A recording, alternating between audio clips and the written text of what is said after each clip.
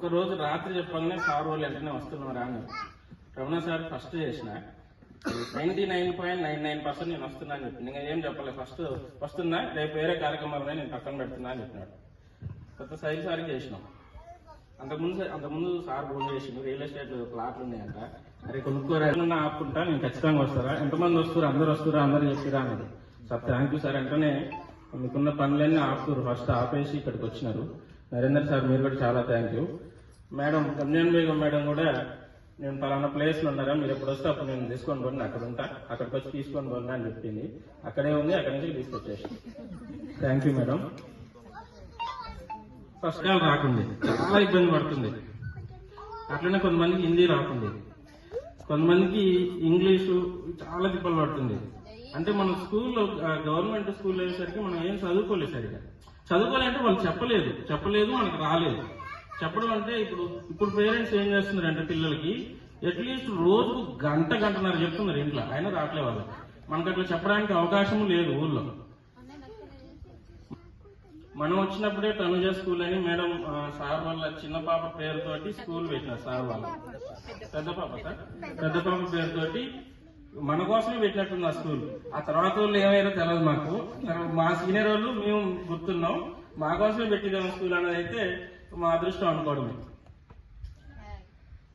మాకు ముఖ్యంగా సైదు సార్కి మేము చాలా రుణపడి ఉన్నాం.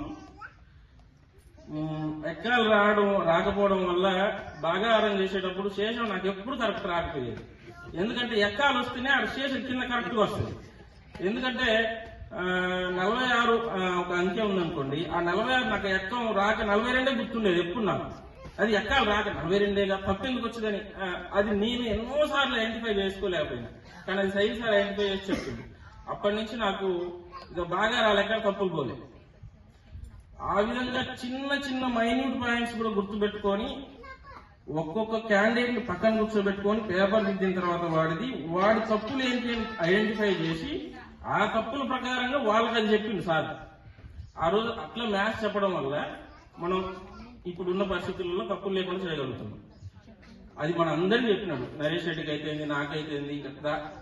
పేపర్ దిద్దిన తర్వాత ఆయనకు ఆయన కాన్సెప్ట్ స్కూల్ ఎందుకు పెట్టినట్టు నాకు ఇప్పుడు అర్థమైంది. అదే కాన్సెప్ట్. ఈ తనుజ తర్వాత కాన్సెప్ట్ ఏందనేది నాకు అప్పుడు తెలవలేదు.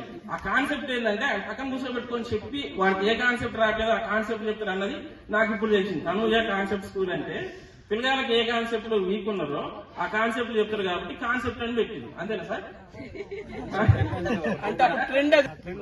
Okay thank you very much sir.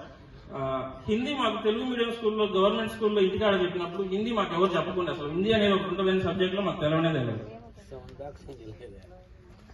Ramzan Begum madam అక్కాయిల కాంచి మొదలు పెట్టింది. మాకు అక్కాయిల కాంచి మొదలు పెట్టి ఫస్ట్ చిన్న బేసిక్ అన్ని మాకు పర్సనల్ గా చెప్పింది. కొన్ని తినడం, రావడం, పోవడం ఇవన్నీ చెప్పింది. అట్లా మాకు కొన్ని లాంగ్వేజ్ అక్షరాలు చెప్పడం వల్ల ఎగ్జామ్ వల్ల ఈజీగా అయింది మాకు. ఫస్ట్ అర్థం చేసుకోవడం వల్ల రాయడం అట్లని కాదు. అసలు సైన్స్ ని ఎట్లా చెప్పిందంటే బజార్ తీసుకొచ్చింది సైన్స్ ని.